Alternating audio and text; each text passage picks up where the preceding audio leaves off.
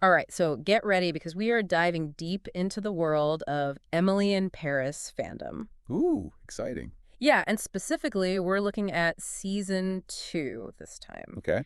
And you guys have sent us a whole bunch of YouTube reactions. Awesome. And let me tell you, things get really interesting. I bet. The two that we're going to be looking at today are It's Totally Fine and Persephone Diggin'. Okay, those sound like interesting perspectives already. Yeah, and just based on even the titles of their videos, it seems like at least one of them has some strong feelings about the show's direction. Right. So what I think is really cool about this is how these YouTubers are going beyond just casual viewing. Yeah. Like they're dissecting the plot, the characters, the cultural commentary. Mm-hmm. It gives us a glimpse into how fans are really connecting with the show on a bunch of different levels. Yeah, they're engaging with it in a way that goes beyond just kind of passive watching. Exactly. It's like they're really thinking about it and interacting with the ideas. Right, so let's start with It's Totally Fine. Okay. This YouTuber actually openly admits to not enjoying sexual content, Okay. but they still loved the season, Interesting. which I thought was really interesting. Yeah, that is fascinating. It kind of makes you think about how we can be drawn to a show even when it clashes with some of the things we personally believe. Exactly, yeah. There are so many different layers to what we find entertaining, right? It Yeah. could be the acting, the story itself, Mm-hmm. or even just the overall quality of the production, even if some parts of it maybe make us feel a little uncomfortable. Right, exactly. So this YouTuber's reaction, it really kind of shows that internal struggle, Yeah. trying to reconcile what they enjoy with what they personally believe. And speaking of struggle, It's Totally Fine did not hold back when it came to the show's portrayal of French people. Ooh, okay. Like, they used some strong words, like sexually deviant, for instance. Wow. And even drew comparisons to some pretty heavy stuff, like racist caricatures. That's a pretty strong reaction. Yeah. What specifically did they point to in this show? They specifically pointed to Sylvie's romance with the younger man as a prime example, I see. saying it ruined the character for them. Okay. I mean, that's a pretty powerful statement. Yeah, it is. It's like there's this underlying anxiety about aging, particularly for women, right. and how these anxieties are often magnified in the media. Absolutely. Yeah. It's like some viewers might worry that seeing these things on screen could somehow encourage those behaviors in real life. Exactly. As if fiction could somehow dictate reality. Right, and those anxieties also extend to polyamory as well. Oh, interesting. It's Totally Fine is very vocal about their belief in traditional monogamy, using some pretty strong words again Okay. to describe the polyamorous relationships in the show, like disgusting and stupid. It's interesting how a fictional storyline can trigger such a strong, like, visceral reaction. Right. It reveals, I think, some really deep-seated personal beliefs about family and relationships. Exactly, and they even extend this critique to Mindy's wardrobe as well. Really? What do they say about that? Yeah, saying her outfits are disgusting and questioning why the actress would even agree to wear them. It's like, It's Totally Fine is watching the show through this very specific lens, Totally. a lens that values tradition and conformity above all else. Yeah, it's like they're holding the show up to their own moral code and judging it accordingly. Absolutely. And that's what makes these reactions so fascinating to unpack, right? Right. Because they can tell us a lot about not only the show itself, but also about the viewers and their own personal beliefs. It's like a two-way mirror, reflecting both the creator's intentions and the audience's interpretations. And speaking of different interpretations, let's switch gears a bit and look at Persephone Diggin's take. Now, their initial reaction, so to the first couple of episodes, was pretty lukewarm. They weren't that into it. Really? So they didn't find it particularly interesting? No, not at first, which makes their evolving perspective even more interesting to look at. Yeah, for sure. Because it reminds us that first impressions aren't always everything. Right. Sometimes it takes a little time for a story to draw us in, Yeah. for the characters to kind of resonate, Absolutely. for the plot to thicken. Exactly. It's like sometimes you got to give a show a chance to find its footing, Correct. And Persephone Diggin's journey, it really highlights that evolution of engagement that can happen as you watch. Totally. It's like they went on a journey with the show. And evolve. They did. So what changed? So by episode 3, Persephone is totally hooked, Oh. calling it a wonderful episode. Wow, what happened in episode 3? Well, specifically because of Camille's reaction to finding out about Emily and Gabriel. That makes sense. Yeah. It's like those emotional moments when we really connect with a character's pain or joy. Yeah. That's what draws us in, you know? Yeah. Exactly. And Persephone-Dickens' shift, I think, suggests that they started to really empathize with Camille and get pulled into the emotional complexity of the story. And that empathy, I think, is really what keeps us coming back for more. Yeah. It's what allows us to invest in these characters and their journeys, even if they make decisions we wouldn't necessarily make ourselves. Right. Now, they also had an interesting take on the Petra storyline. Oh, okay. They acknowledged it could be offensive, Right. but they argued that the humor actually lies in the character's actions, not her nationality. That's an interesting point. It kind of makes you think about where the line is between satire and stereotype, right? Yeah. Like, can humor ever be truly separated from those underlying biases and assumptions? Right. Or are we always at risk of reinforcing them, even unintentionally? Exactly. And Persephone seems to be grappling with that tension, I think, Yeah. trying to find the humor while also recognizing the potential for harm. It's like they're walking a tightrope. Totally. And speaking of humor, they also found Julian's unrequited crush on Mindy's straight guitarist hilarious, which is so, like, classic sitcom material, you know? Yeah, for sure. The whole, like, love triangle, or in this case, love square situation. Right. But it's their reaction to Sylvie's romantic choices that I found particularly interesting. Okay, how so? Because both it's totally fine and Persephone expressed strong disapproval, even though they approached it from these totally different angles. Interesting. Okay, so it's totally fine was coming at it from, like, this moral standpoint. Right, exactly. Condemning Sylvie's actions based on their personal values. Totally. Persephone just found it disgusting. Yeah. Which I think speaks to a deeper societal discomfort with an older woman embracing her sexuality and desires, especially when it involves younger men. Exactly. It's like there's this unspoken rule that women should kind of just, like, fade into the background as they age. Right, yeah, it's like they're not supposed to have desires or be seen as attractive. Totally. Whereas men, they're encouraged to embrace their vitality. Yeah, regardless of their age. No matter how old they get. And Sylvie's choices, they directly challenge those societal norms. Totally. She's a woman who's in control, who knows what she wants, Yeah. and isn't afraid to go after it. And that can be really threatening to some people, especially those who are clinging to these traditional ideas about gender roles. Absolutely. It disrupts their worldview. So, we've got these two very different viewers Yeah. with these very different reactions. Right. But they converge on certain key points, like Sylvie's romantic choices, the portrayal of French culture. It makes you wonder if these are just individual opinions or if they reflect something deeper about our societal anxieties. Yeah, it's like these reactions are giving us a glimpse into how audiences are processing the show and how those processes are often shaped by our own personal beliefs, Right. cultural influences, maybe even our unconscious biases. It's like Emily in Paris is holding up this mirror to society. And we're seeing all these different reflections, some distorted, some insightful, but all contributing to this really rich understanding of how complex the world is, Exactly, and it's that complexity that makes these deep dives so fascinating. Totally, because it's not just about the show itself. Right. It's about what the show reveals about us as viewers and as a society. And that understanding can be a really powerful tool for growth. Absolutely, both individually and collectively. It's like Emily in Paris is sparking this kind of cultural dialogue, Yeah. And these YouTubers they're giving a voice to different sides of that conversation. Totally, and it's not just about, like, these big picture themes. Right. Persephone also had some really interesting observations about, like, individual characters and their relationships. Okay, what do they say?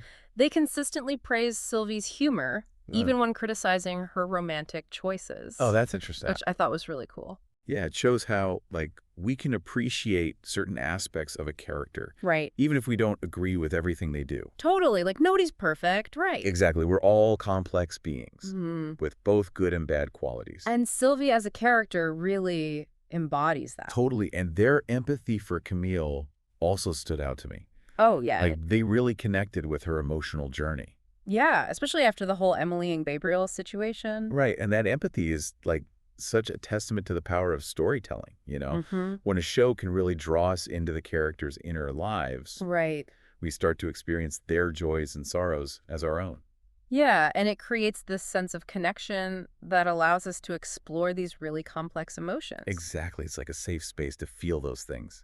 Now, Persephone Diggin also made an interesting point about Mindy's storyline, Okay, what was that? or rather, their lack of interest in it. Oh, okay. Instead, they were much more focused on Madeline and her pregnancy, even calling her crazy at one point. That's an interesting choice of words.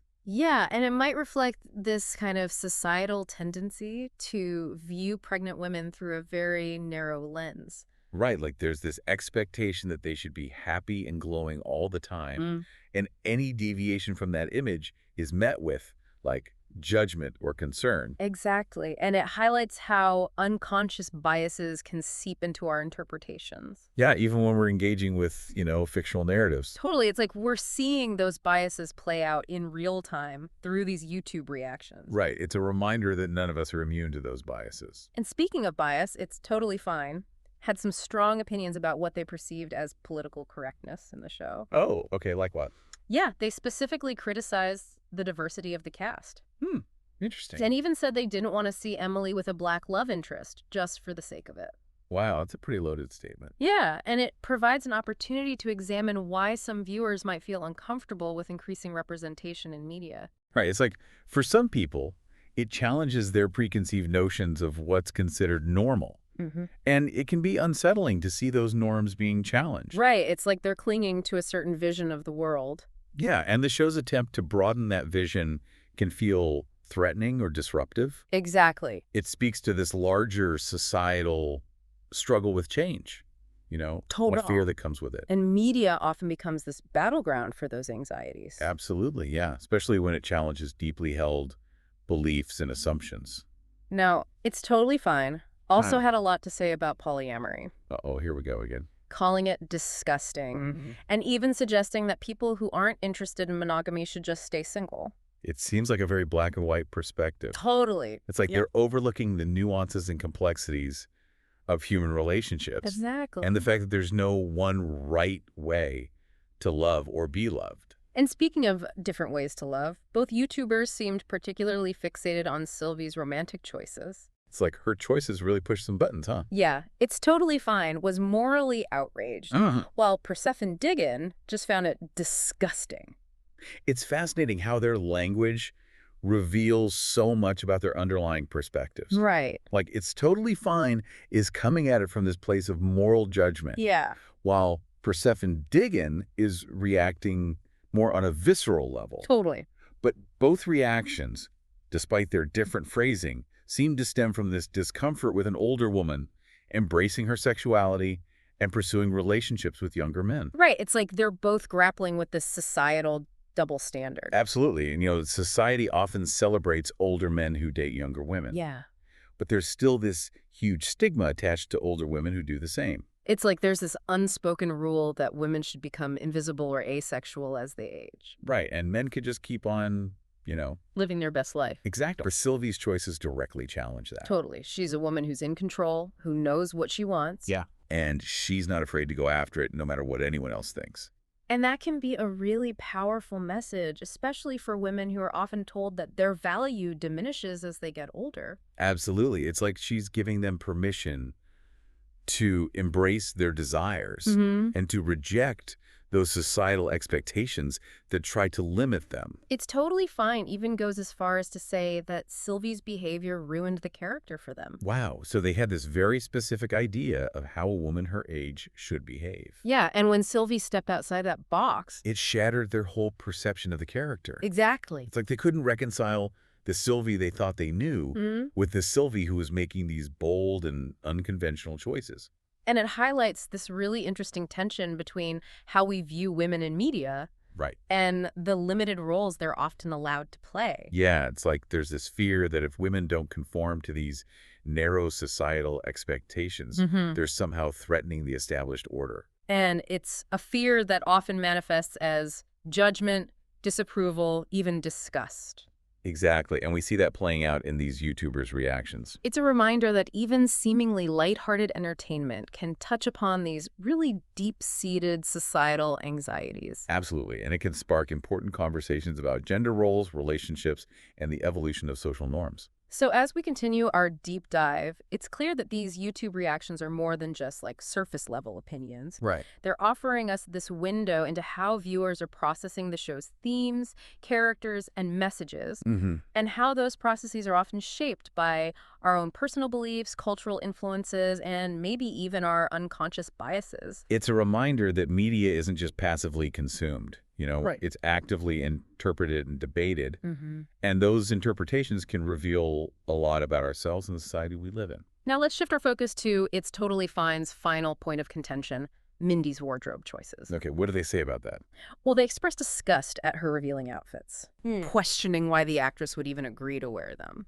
That brings up a really important conversation about the portrayal of women's bodies in media. Right. And the agency of actresses to make choices about their own representation. Totally. It's important to acknowledge the power dynamics at play here. Yeah. And to recognize that not all actresses feel empowered to speak out against potentially exploitative wardrobe choices. It's totally fine, even went as far as to suggest that Mindy should stand up for herself and refuse to wear the outfits she finds objectionable. That's a bit tricky, though, isn't it? Yeah. Because it highlights this tension between artistic vision and personal boundaries. Right. While it's obviously crucial for actresses to feel comfortable and respected on set, it's also important to recognize the collaborative nature of filmmaking. Yeah. And the creative choices that go into crafting a character's visual identity. It's a really complex issue with no easy answers. Exactly, and it's a conversation that's particularly relevant in the context of a show like Emily in Paris. Right, which is so heavily focused on fashion and visual aesthetics. Absolutely.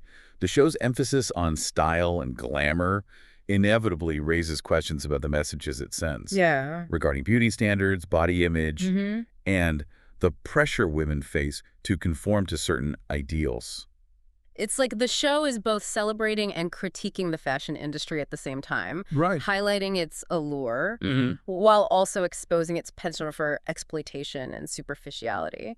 And these YouTubers' reactions, they offer this fascinating glimpse into how different audiences grapple with those contradictions and form their own interpretations of the show's messaging. It's a reminder that even something as seemingly lighthearted as a fashion-forward TV show can spark really complex and nuanced conversations. Absolutely, because ultimately it's all about how we see ourselves and the world around us. And those perceptions are constantly being shaped and reshaped by the media we consume. Exactly, so it's important to be mindful of the messages we're absorbing and to critically examine the values and beliefs that are being presented to us. So we've spent a lot of time talking about all the critiques, the good and the bad.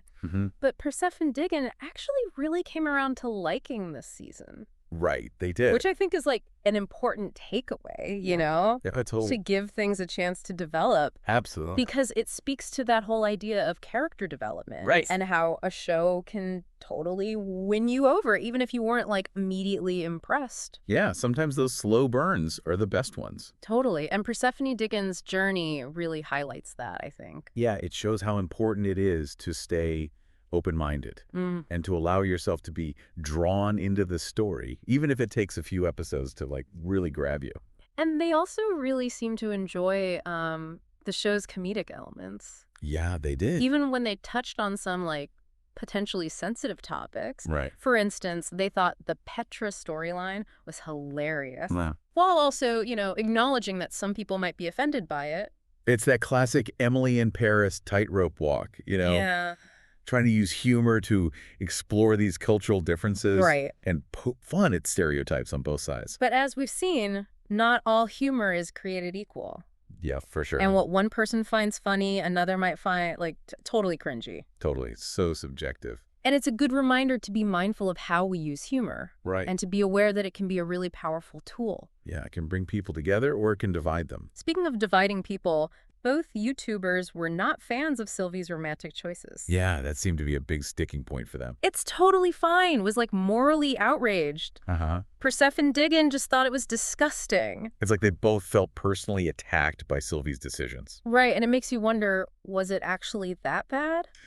Or is it just that it challenged these deeply ingrained societal norms? I think it's definitely the latter. Yeah. Like, Sylvie's choices really highlighted this double standard that still exists around older women and their sexuality. Totally. It's like society is okay with older men dating younger women, but when an older woman does the same thing, it's suddenly a problem. Huge problem. Like she's supposed to just disappear or something? Yeah, become invisible.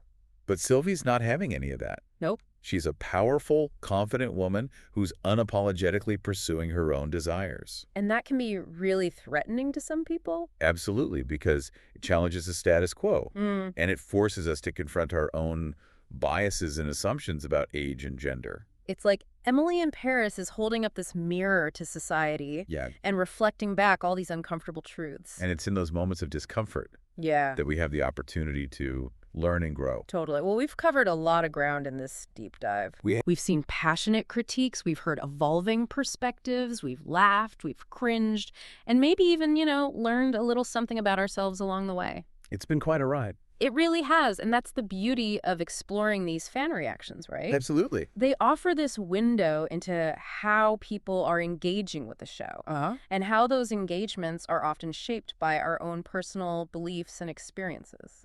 It's a reminder that entertainment isn't just about escapism. Right. It's also about connection, reflection, and even sometimes a little bit of confrontation. And as always, if you're an Emily in Paris fan, we want to hear from you. Yes, share your thoughts in the comments. Let us know what resonated with you, what challenged you. Yeah, what made you cringe. Exactly. And stay tuned, because we'll be back soon with another deep dive into, well, who knows where our listeners will take us next. The possibilities are endless.